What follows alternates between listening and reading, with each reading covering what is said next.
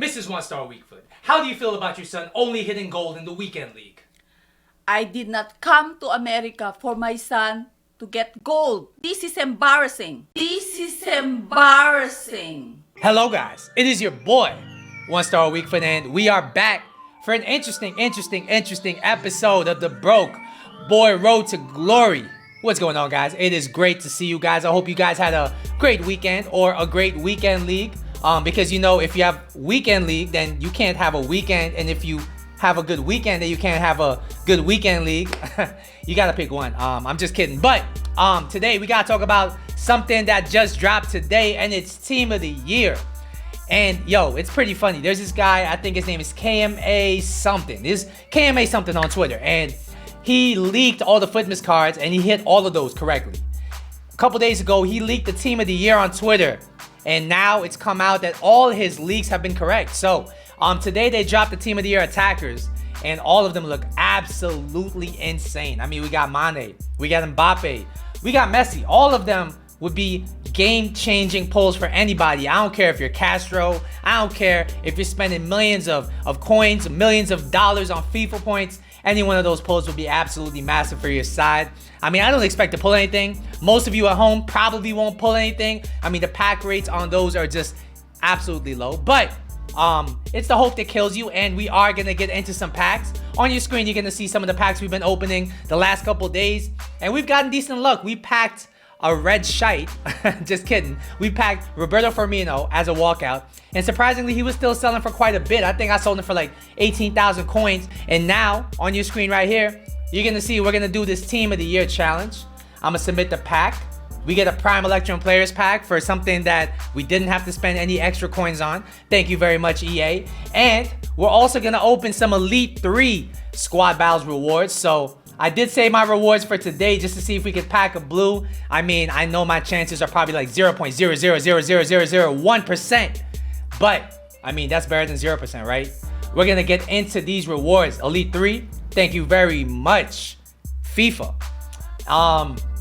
So we have quite a few packs to open. We're gonna have probably 330,000 coins at the end of this episode, which is not too bad of a position to be in the Team of the Year market, because even if we don't pack a blue, even if we can't afford a blue, I mean, the market will have some opportunities to get some good players at good prices. So we're gonna start off with a pack that we just got from the SBC, Prime Electrum Players pack.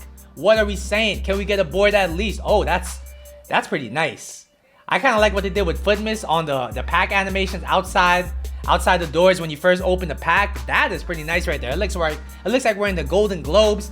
It looks like we're in the Oscars. I need a red carpet, man. I need to see a walkout coming out on that red carpet. We don't pack anything in that pack, of course. We're gonna keep it moving. We got a couple packs remaining here. 25K, 25K, 35K. We're gonna smack dab in the middle right there. Open that pack right there. What are we saying? Nothing. Skip that. I don't want to see it. Get it off my screen. Oh my god. The best thing we could pack from these, if we don't pack anything, is just something we could use for SBCs. Something that's usable for SBCs. Somebody like Schneiderlin, I think he's selling for, about 800 coins. We're going to go ahead and sell him.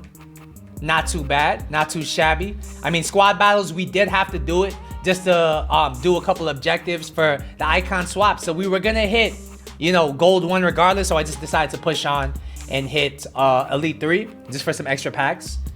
How much is he selling for? Not that much. I'll keep him. I could do the Napoli SBC again, especially with Team of the Years in packs. 25K pack number 2. What are we saying? Make it happen. Make it rain. Make it snow. Make it blizzard. EA, what are we doing right now? It's not going to be a walkout, but we are going to get a board.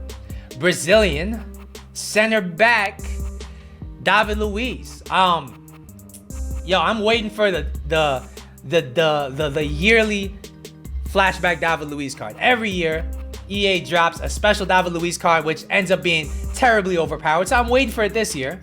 He fit my team perfectly. We don't really get anything too interesting. I believe Lasso sells for something. Does he? I don't know. I'll throw him on the transfer list though, because I think he's usable for the Everton SBC. And the rest we're just gonna throw on the discard pile. We have 1 pack remaining, and then we're gonna jump into some weekend league gameplay, because as you're gonna see on the thumbnail, this has been the best weekend league yet. But we're gonna open this pack first. Come on, man. Make it happen. Give me at least a walkout. That sucks. I don't even want to see it. Yeah, like I said at home, we're not gonna get anything. We're probably not gonna get anything. Theo Hernandez is probably the best we can expect from one of these packs. And even he doesn't sell that much. This is not the blue I was talking about. I wanted a team of the year. But that's okay. Can we get a Hunter or something in here? We got a Hawk and an Anchor. I believe the Anchors are selling for a little bit. 2,200. You know what? I might go ahead and sell that. And everything else we're gonna probably discard.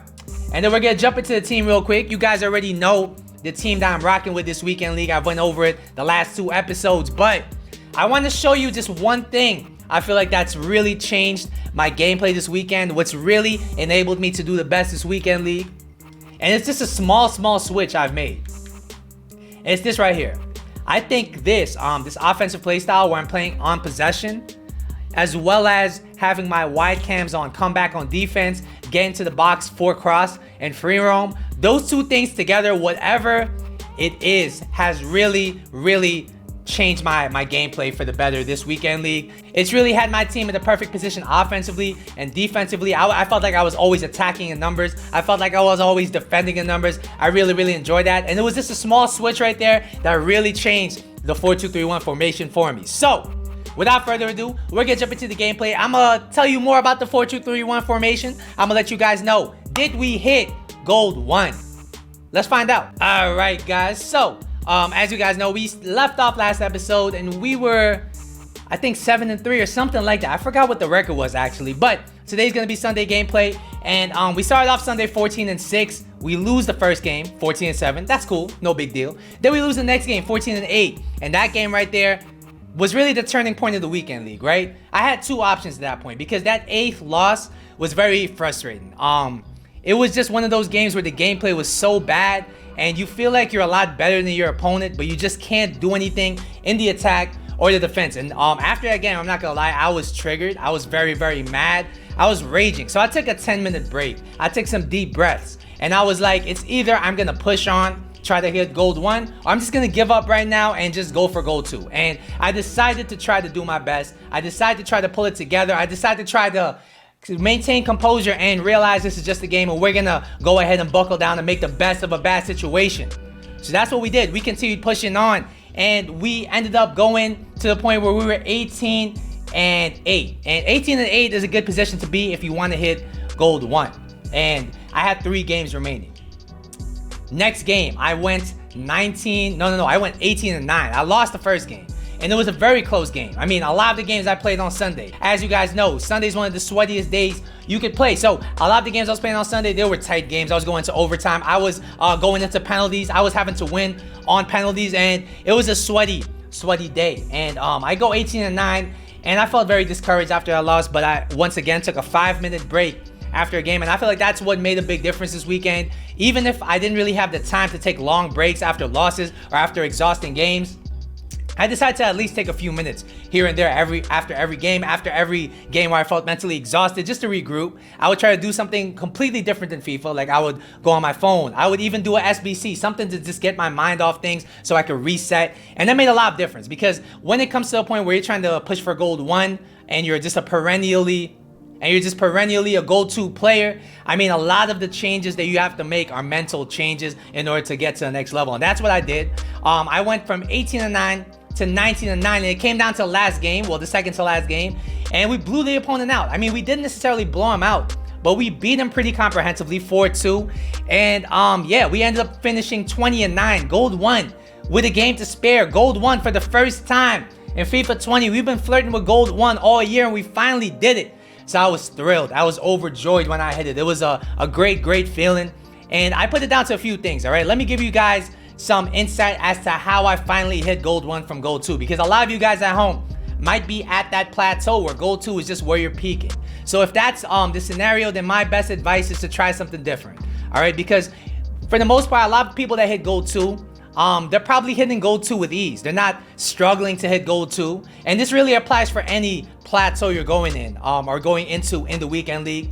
let's say you're hitting gold 3, let's say you're hitting gold 2, let's say you're hitting silver 1, and you're just having a hard time getting to the next level. My advice is to try something different, because if you're doing the same thing over and over again, you've probably plateaued as far as with that specific playstyle, with that specific formation, and you might need to do something different to try to refresh your style, to try to learn some new things, to add some new things to your game in order to really take your game to the next level. So as you guys know, I switched from the 3-5-2 to the 4-2-3-1 this weekend league, and honestly, that was the change that I really credit with me doing a lot better this weekend league. All right, as you guys know, the possession and free roam tactics really made a big difference in my build-up play. I really felt confident attacking, because every time I was attacking, whether I was playing slow, whether I was playing fast, I always had players ready for the ball around me. I was able to control the tempo of the game. So for the most part, what I did this weekend differently than in other weekends is I played extremely slow, because when you play in Division 3, when you play in Division 2, when you play in the higher divisions on this game, you can notice that everybody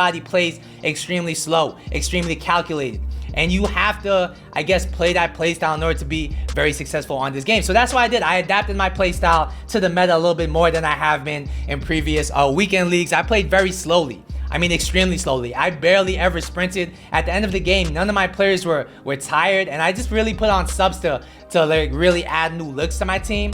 But I actually didn't need any subs, even if the game went 120 minutes, because I was playing so slow. I was hardly using the sprint button, and what I would do is I would control the tempo of the game doing that. I would pass backwards if I had to. I would recycle possession if I had to.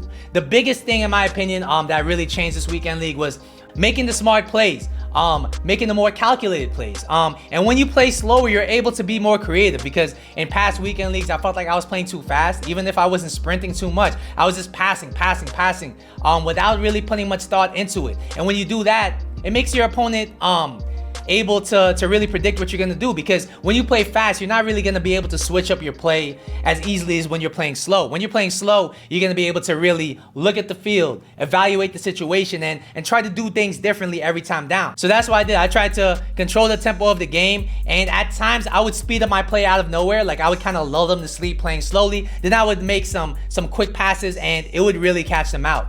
And that's really what allowed me to really win those tight games, because every time I would have the ball, I would try to do the opposite of what was obvious. So let's say you have two strikers up top, you're ping-ponging between them, and sometimes the obvious thing to do would be to make a through ball, to pass in behind the defense. And instead of doing that, I would stop, and I would look for somebody else to pass to on the other side of the ball, and that person would be completely open, and I would have just missed that in previous weekend leagues.